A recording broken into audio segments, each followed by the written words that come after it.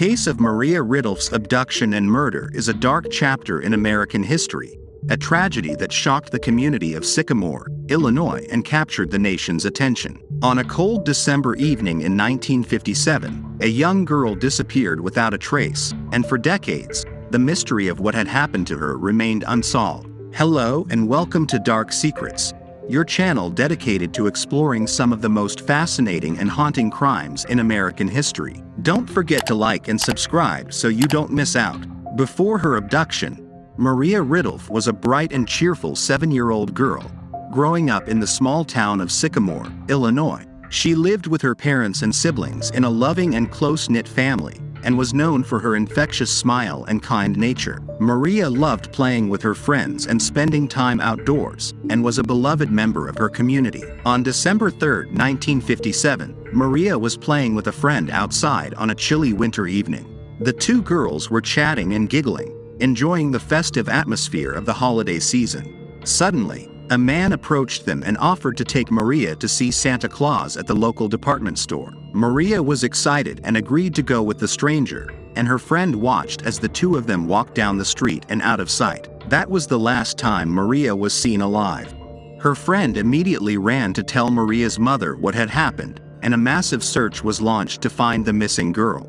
Despite extensive efforts by law enforcement and the community, Maria was not found. When Maria Ridulph went missing, the entire community of Sycamore, Illinois rallied together in a desperate search for the young girl. The initial search was intense and frenzied, as family, friends, and neighbors scoured the area for any sign of the missing child. Law enforcement was quickly notified of the situation, and a massive investigation was launched.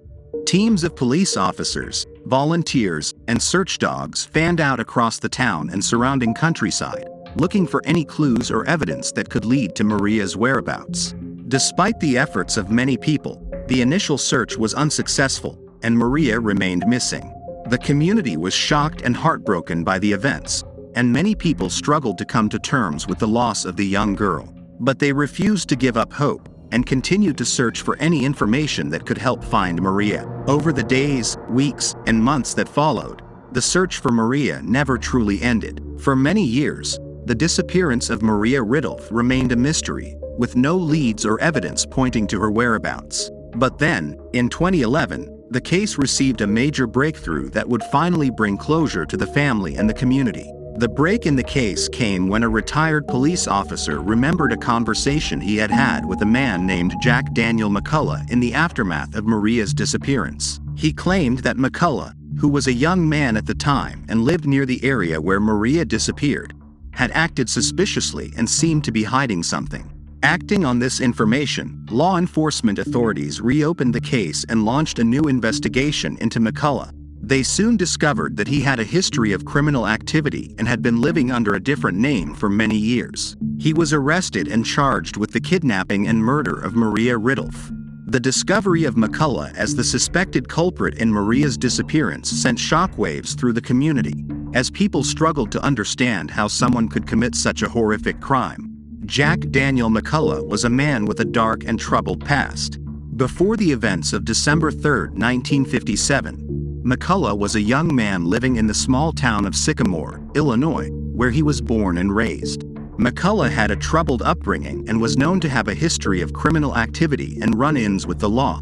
Despite this, he was able to blend into the community and live a relatively normal life, all while hiding a sinister and dangerous side. It wasn't until many years later, when the case of Maria's disappearance was reopened, that the true nature of McCullough's character would be revealed. The evidence that emerged in the new investigation would paint a picture of a manipulative and dangerous individual, capable of committing the most heinous of crimes. As the search for Maria's abductor and murderer continued, the name of Jack Daniel McCullough would become synonymous with the tragedy that had befallen the young girl and her family. On the day of the abduction, McCullough was working as a part-time security guard and was reportedly seen in the area around the time Maria went missing. He had been seen speaking with the young girl and her friend, Kathy, shortly before she was taken. Despite this evidence, McCullough was initially ruled out as a suspect by law enforcement authorities, as he had provided them with an alibi and claimed to have been in Rockford, Illinois at the time of the crime. This alibi was later proven to be false, as witnesses came forward and provided testimony that placed McCullough in the area of the abduction on the day it occurred. McCullough's movements on the day of the abduction would become a critical piece of evidence in the case against him, as law enforcement authorities worked to piece together the events of that fateful evening. His actions and behavior on that day would raise suspicions and led investigators down a path that would ultimately lead to his arrest and conviction for the kidnapping and murder of Maria Ridulph. Despite his initial alibi, several key pieces of evidence would eventually emerge that would connect him to the abduction and murder of the young girl. One of the most significant pieces of evidence was a phone call that McCullough made on the evening of the abduction. The call was traced to a payphone in Rockford, Illinois, which was approximately 15 miles from Sycamore. However, witnesses later came forward to provide testimony that placed McCullough in the area of the abduction at the time the call was made. Additionally, physical evidence was discovered that linked McCullough to the crime scene, including fibers from his clothing and a distinctive mark on a map of the area that was found in his possession. These pieces of evidence, along with the testimony of witnesses who had seen him in the area on the day of the crime, provided a strong case against McCullough. Despite the evidence against him, McCullough continued to deny any involvement in the crime, claiming that he was innocent.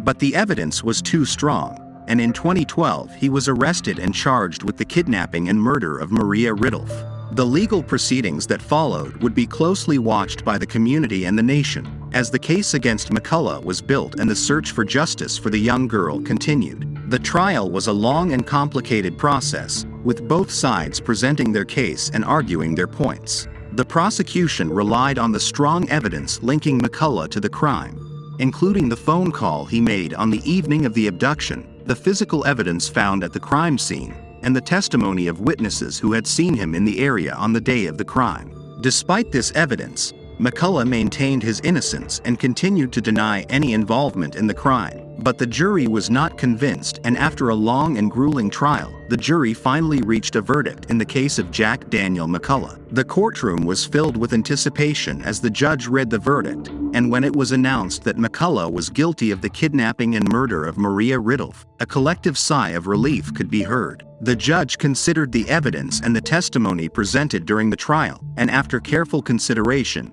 he announced the sentence for McCullough. He would serve life in prison without the possibility of parole, paying the ultimate price for his crime. The sentence was a fitting punishment for the crime, and a message to others that such acts of violence and terror would not be tolerated. It was a final moment of closure for the family of Maria Ridulph, who could now find peace knowing that the person responsible for their loved one's death was behind bars. The final verdict and sentence handed down in the case of Jack Daniel McCullough marked the end of a long and difficult journey. It was a reminder that justice can be achieved, even in the most challenging of cases.